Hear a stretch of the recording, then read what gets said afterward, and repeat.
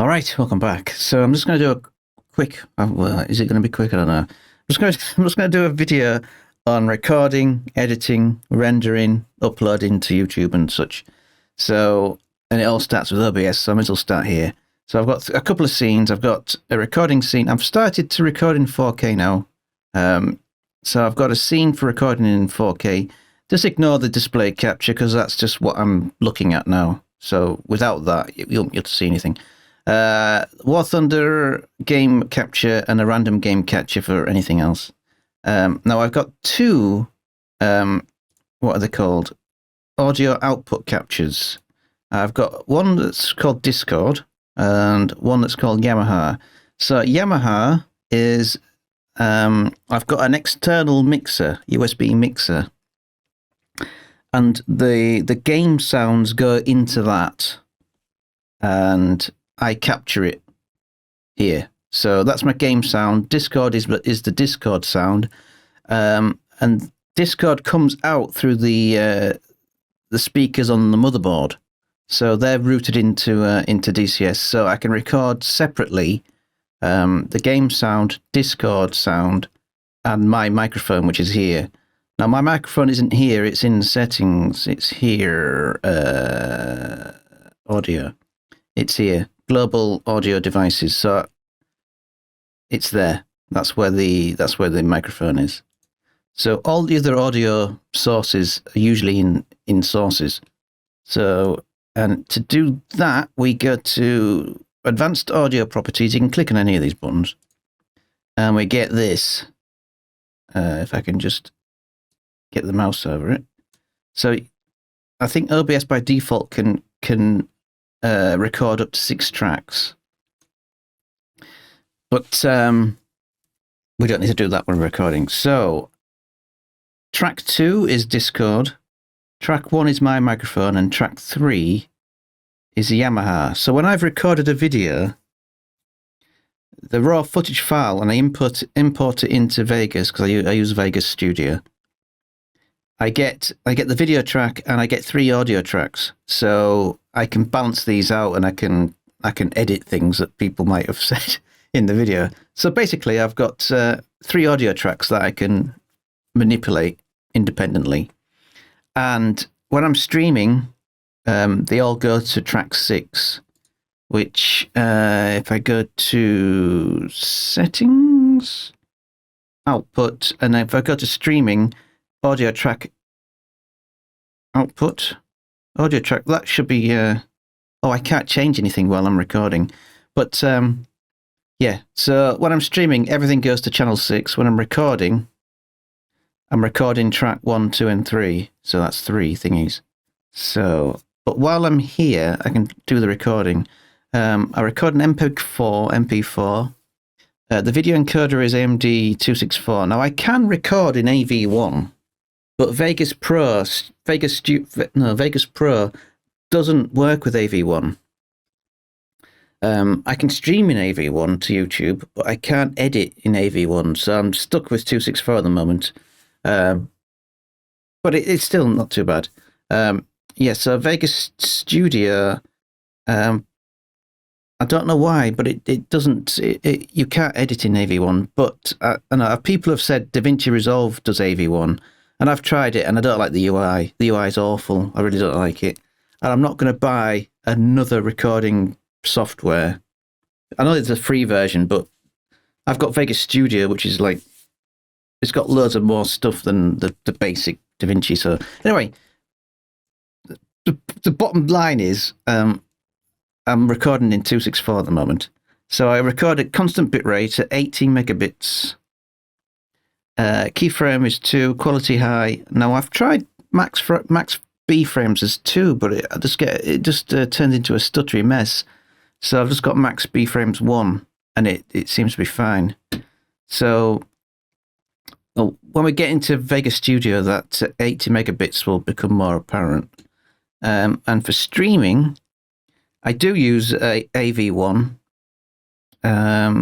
I use constant bitrate, and I send 20 megabits, keyframe 2, quality main, and it seems to be pretty good because I stream at 1440p. When I'm recording games, I change that to 4K. But when I'm streaming, I can stream in 4K, but you get a 30-second delay between people watching it and what you're doing. So in 1440p, it's like 5 to 10 seconds at the most. But in 4K, it's 30 seconds, and it's just pointless doing it that way. So I stream at 2K, and I record at 4K. And then we've got the YouTube stream and the Twitch stream, which are they're very similar. They're both exactly the same, except that Twitch, the bitrate is a lot lower than 20 megabits. So I've just got a few, be right back things, and I don't know can I put them on here? I think I can I? Can I do that? No, I can't. No, you won't see it. Never mind. Yeah, so I've just got a few scenes like image slideshow starting soon. The VTube avatar thing, which I haven't set up for a while. Starting time. So yeah, it's basically much the same. I do have where we at the guitar. I do have where it says guitar here. It's the same audio source as a microphone, but it's got a different filter on it. So if I press this button, the normal mic will mute, and then it'll switch over to the guitar one. So if I do this,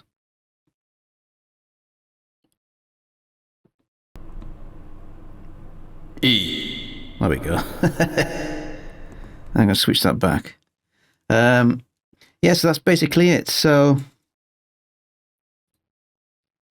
yeah, so the recording is the most important thing. So I mean, it's still 264, but 80 megabits. And then we'll go back. I'll try and get Vegas Pro on. We'll see what we can do. Okay, so yeah, Vegas Pro 20. I think 21 is out, but I still don't think that it allows you to edit in AV1. But I don't know. But it doesn't really make any difference, really, to be honest. So here we get the video channel, we get my microphone channel, we get Discord channel, and we get the game channel, and I can edit them individually and turn people down or mute people and things like that. And it's quite good. And then we got this is just the outro at the bottom. It's just the outro tune, which I put at the end, 20 seconds, whatever it was. So yeah, let's go to the properties. The properties are 4K. The motion blur is switched off. But there's still an option, but it's switched off. Resample mode is disable resample, and that's pretty much it there, really. So I record, and then we just got the basic track. I mean, I don't really need, I don't suppose I need Vegas Pro, but I use basic fade through black transitions, and that's pretty much all I use, really.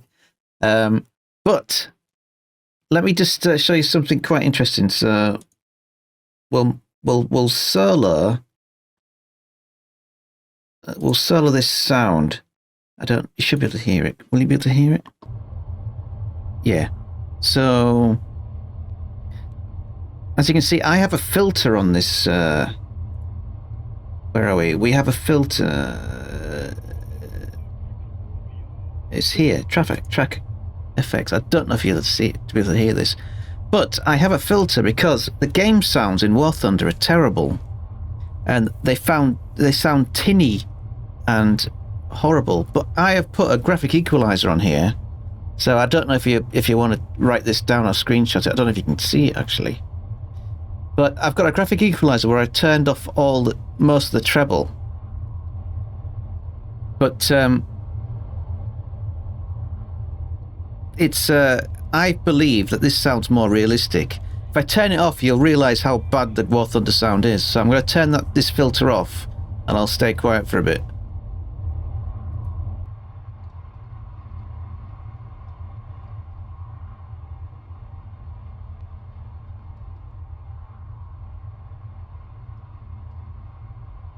Yeah, so it sounds awful. To me, that sounds more realistic. And you notice it more when the guns are firing as well, especially in propeller planes. But yeah, I got sick of this because it sounds like it just sounds horrible. So yeah, that's one thing I have changed, and that's I do that with all videos. Let's pause it. So is there anything else? So I think we've just got to go to the rendering stage, and I'll try and explain it. So if I go to render as, now I've got some favorites marked down. So I use Magic AVC stroke AAC MP4. Now I used to record in 2K, well 1440p with a variable bitrate 2-pass, but now I record in 4K, and I've got a shorts setup as well, but we don't need to worry about that. So if I go, so I've got 4K 60, and I go to customize template, and this, then again, this might be quite small as well. I'm not sure. So frame rate of 60. There's no point doing anything else because YouTube doesn't do anything else. And I've got a variable bitrate, and I've got a 2-pass. So basically it passes through the video once, and then it works out where in the video to put the extra bit rate in, and it works out, you know, because it's a variable, it works out which, you know, where to put the best bit rate in, and then the second time it renders it. So I've got a maximum bit rate of 85 and an average of 70. Now YouTube recommends 50 to 68 megabits for 4K 60 videos. So at the least it'll get 70. So that's what I send it. VBR peak constrained, high quality AMD Vice, which is supposed to use it's supposed to use a graphics card, but on my computer it seems to do half on the graphics card and half on the CPU. They take less than 10 minutes to render anyway, so I'm not really bothered. And then the audio is 384, which I looked on the website, and YouTube recommends 384.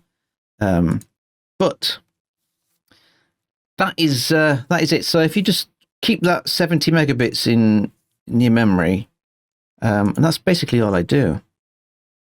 With 39 gigabytes, I mean, it's only recommended. It's only doing that because it's like 1.5 hours. I usually trim it down anyway. So there's just one more thing to show you, I think. Okie dokie. Right. So YouTube recommends 53 to 68 megabits at 4K 60. So that's why I render it at an average of 70, just to, you know, make sure that happens. In the olden days, I used to upload 1080p videos. It didn't matter how much megabits you rendered your 1080p video to. YouTube would always compress them to 12 megabits, and that's why they didn't look very good.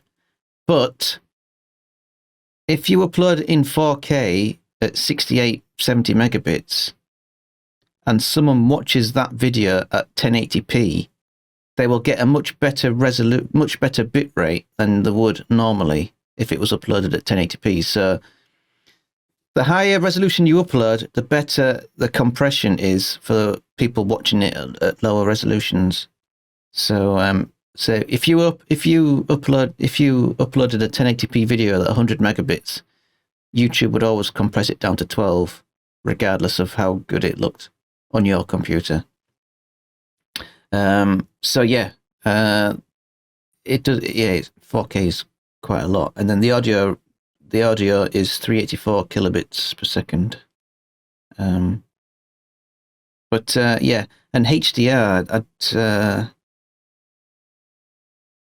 yeah, I'm not even going to bother with HDR. Well, I don't think you need to do HDR unless you're doing vlogs or something artistic with a red camera or something. But anyway, that's pretty much it, really.